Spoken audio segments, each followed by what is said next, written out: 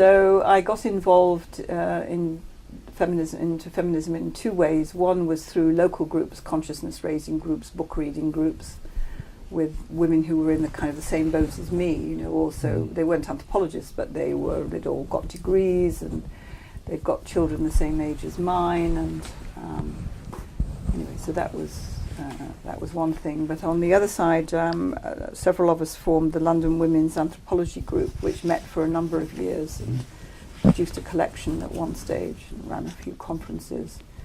And that was very, very important because we talked about anthropology and we began to realize some of the kind of biases that it had built in. And although I suppose if I'd thought about it, which I didn't very much, anthropology was attractive as a career because there were some women who'd clearly made it. When you actually looked at what kind of recognition they'd had, we began to realize that, for example, Margaret Mead never had a tenured post.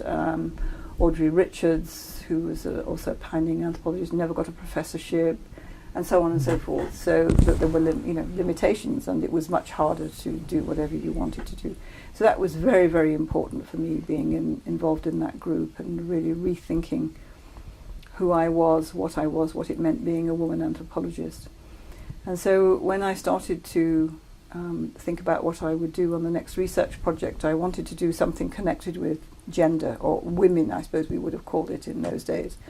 And we had the very strong feeling that women were underrepresented, not only in the profession, but also as subjects for study in both sociology and anthropology.